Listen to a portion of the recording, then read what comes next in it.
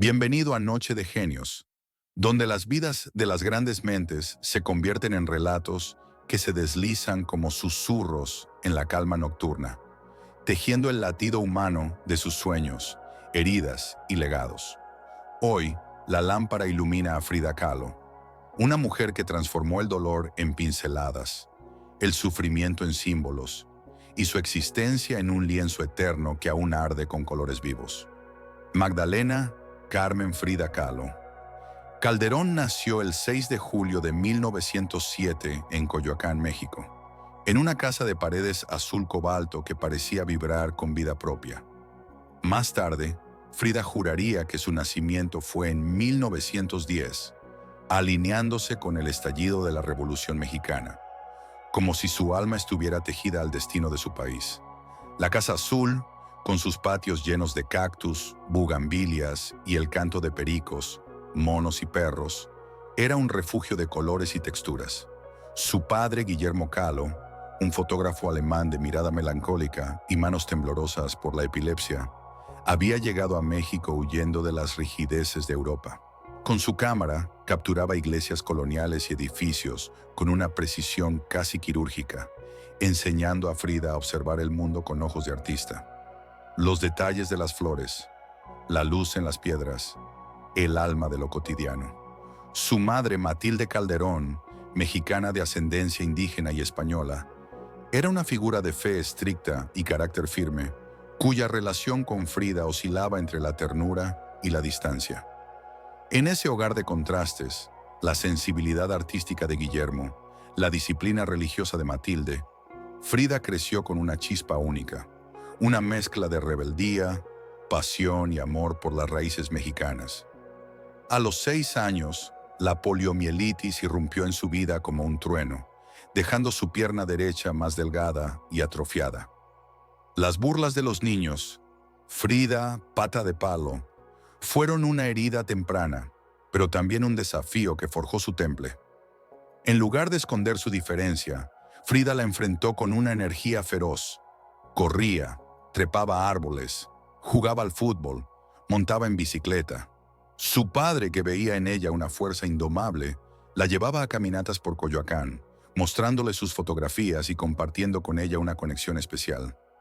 Ambos conocían el peso de un cuerpo que no siempre obedecía. La Casa Azul, con sus mosaicos coloridos y sus animales, alimentaba su imaginación. Allí, entre paredes vibrantes y objetos prehispánicos, Frida comenzó a absorber los colores, las texturas y las historias de México, que más tarde se derramarían en sus lienzos. En 1922, a los 15 años, ingresó a la Escuela Nacional Preparatoria, una de las pocas mujeres entre cientos de hombres. Era un torbellino, inteligente, carismática, con un humor afilado que desarmaba a cualquiera.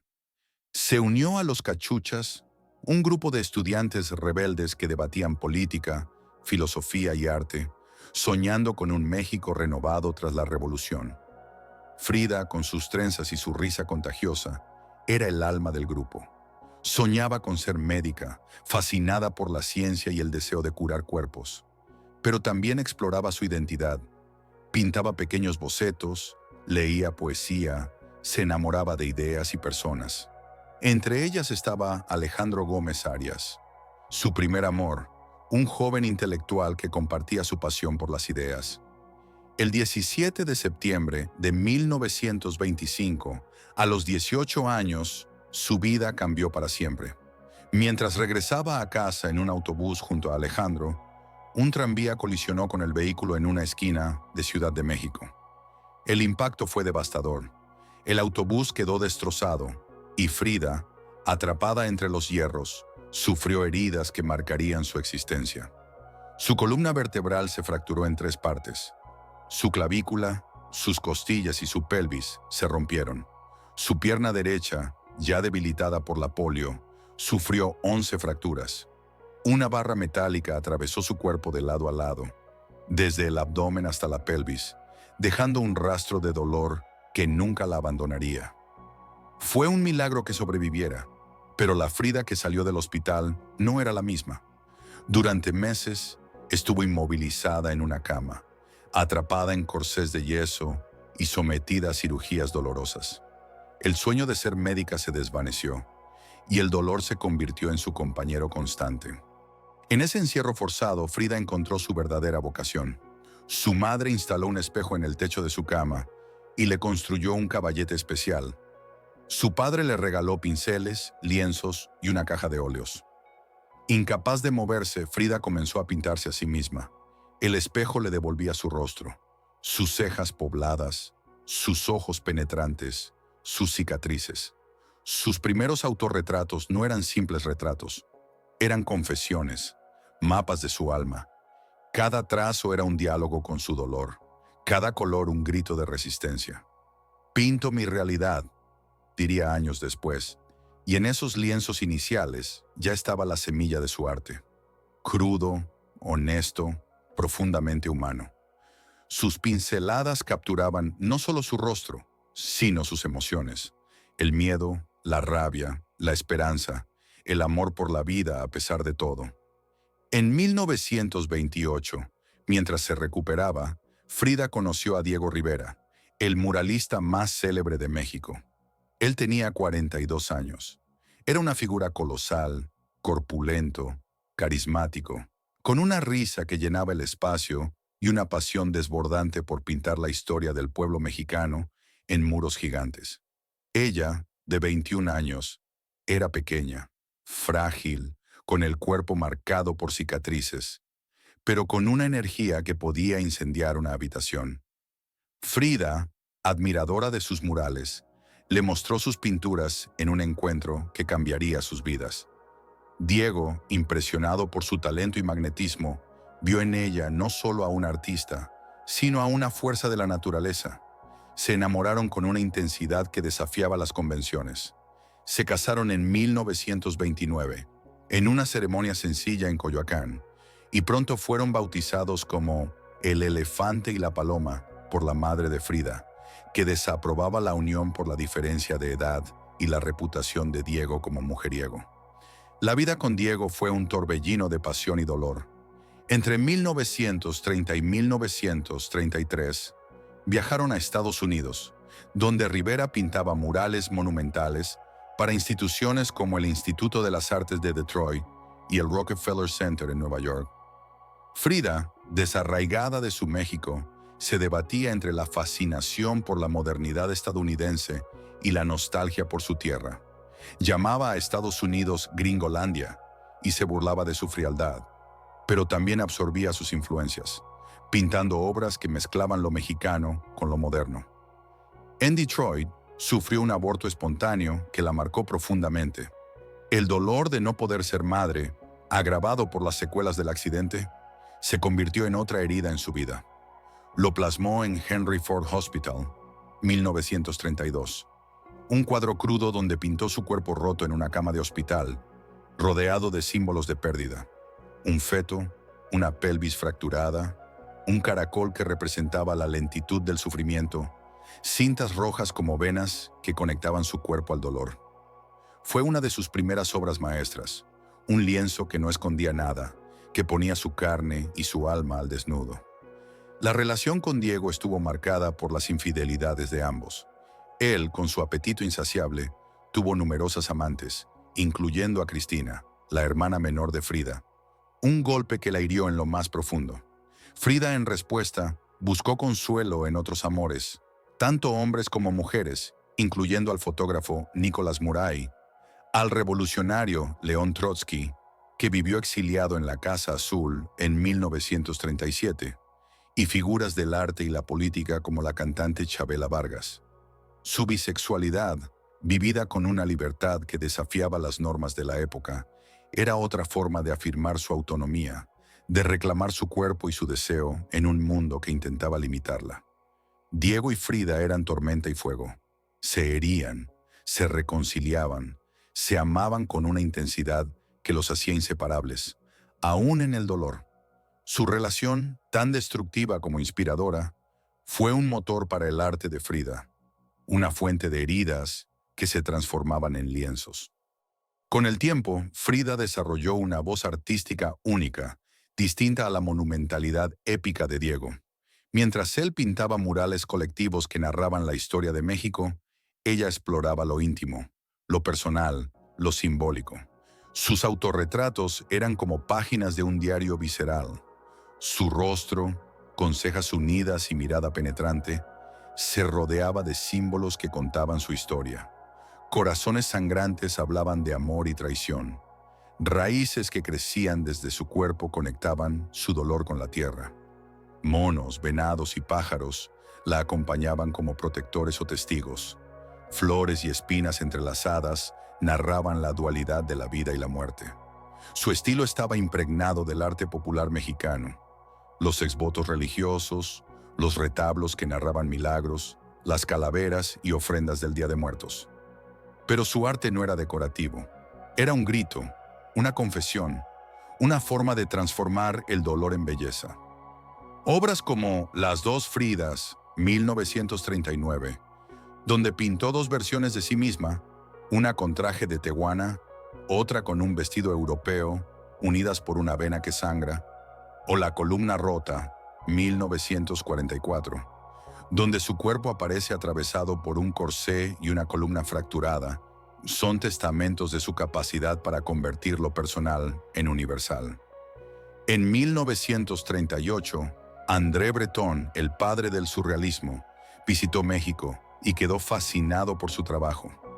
La describió como una surrealista natural, una artista que pintaba sueños sin proponérselo. Frida, siempre fiel a su verdad, rechazó la etiqueta.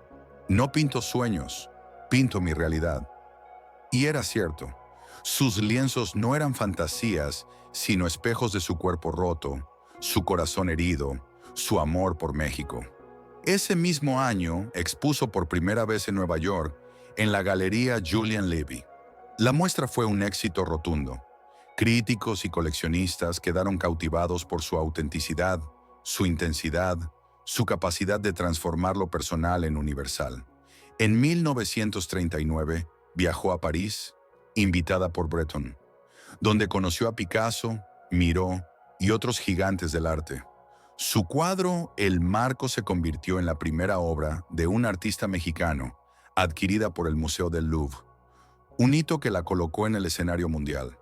Pero Frida, a pesar del reconocimiento internacional, nunca dejó de ser profundamente mexicana. Vestía trajes tradicionales de Tehuana, con faldas largas, blusas bordadas y flores trenzadas en el pelo, como una bandera de su identidad. Coleccionaba objetos prehispánicos, ídolos de piedra, máscaras, textiles. Celebraba las fiestas populares, llenaba la casa azul de colores y símbolos que hablaban de su tierra. Su arte era una declaración de amor a México, a sus raíces indígenas, a su historia de lucha y resistencia. La enfermedad, sin embargo, nunca la abandonó. Entre 1925 y 1954, Frida se sometió a más de 30 operaciones, fusiones de vértebras, injertos óseos, correcciones de la pierna. Vivía atrapada en corsés de yeso o metal que sostenían su columna fracturada, soportando dolores que la obligaban a depender de analgésicos, alcohol y, en sus últimos años, morfina. Cada cirugía era una batalla, cada día un desafío. En 1946, viajó a Nueva York para una operación que prometía aliviar su dolor, pero el alivio fue temporal. En 1950, pasó 9 meses internada en un hospital de Ciudad de México por una infección en la columna. Un periodo de encierro que la llevó al borde de la desesperación. En 1953, la gangrena obligó a los médicos a amputarle la pierna derecha por debajo de la rodilla, una pérdida que la devastó. «Pies, ¿para qué los quiero si tengo alas para volar?», escribió en su diario, intentando encontrar fuerza en su propia metáfora. Pero incluso en esos momentos, Frida seguía siendo un torbellino. Pintaba desde la cama, decoraba sus corsés con dibujos de flores, mariposas y soles, recibía amigos, organizaba fiestas con tequila, mariachis y risas que desafiaban la muerte. Su espíritu era indomable, su risa un acto de resistencia. En abril de 1953, se organizó su primera exposición individual en México, en la Galería de Arte Contemporáneo de Ciudad de México. Los médicos le prohibieron asistir.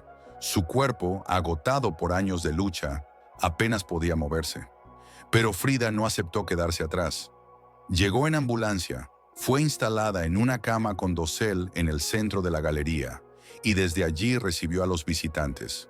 Con el pelo adornado de flores, un traje de tehuana y una botella de tequila en la mano.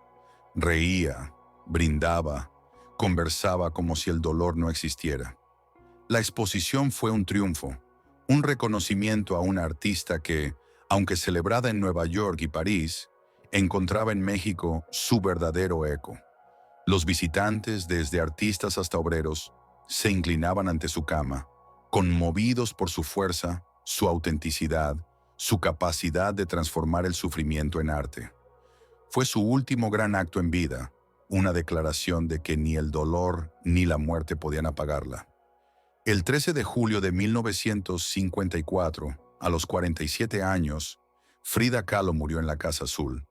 Oficialmente, la causa fue una embolia pulmonar, pero algunos creen que fue una sobredosis intencional de morfina, un acto consciente para soltar el dolor que la había acompañado desde aquel accidente de 1925. Sus últimas palabras, escritas en su diario junto a un dibujo de un ángel negro, resonaron como un eco poético. Espero alegre la salida y espero no volver jamás. Su cuerpo fue cremado, como ella quería, para que no quedara atrapado en la tierra. Sus cenizas descansan en la Casa Azul, en una urna rodeada de los colores, los pinceles y los recuerdos que la definieron. Hoy, la Casa Azul es un museo que guarda su legado, sus trajes de tehuana, con sus bordados intrincados, sus corsés pintados, testigos de su dolor, sus diarios, llenos de dibujos y palabras que sangran, sus lienzos, que siguen hablando al mundo. Pero más que un lugar, es un símbolo. Frida Kahlo no fue solo una pintora, fue una mujer que se pintó a sí misma para afirmar su existencia, para gritar que incluso en la fragilidad puede brotar la fuerza. Sus autorretratos, con sus cejas unidas, sus ojos que atraviesan, sus colores que arden, son más que arte. Son un testimonio de resistencia, un recordatorio de que la vida, aunque duela, puede transformarse en belleza. Su historia nos enseña que el dolor puede quebrar el cuerpo, pero no el espíritu, que la autenticidad tiene más poder que la perfección, que las raíces, aunque profundas, no atan, sino que dan alas. Frida nos mostró que ser humano es abrazar las contradicciones, reír en el dolor, amar en la tormenta, crear cuando todo parece perdido. En esta calma nocturna, su relato se apaga como una melodía suave, dejando una reflexión que invita al descanso. Cada herida, cada cicatriz, puede convertirse en arte. Lo vivido, aunque duela, puede ser pintado con los tonos más vivos. Como Frida, podemos elegir crear, incluso cuando la vida parece querer detenernos. Con ese pensamiento ligero como brisa, la noche nos envuelve, y en el silencio queda encendida la chispa de inspiración, un destello que nos recuerda que, como ella, podemos dejar una marca en el universo, una marca que brilla incluso cuando las luces se apagan.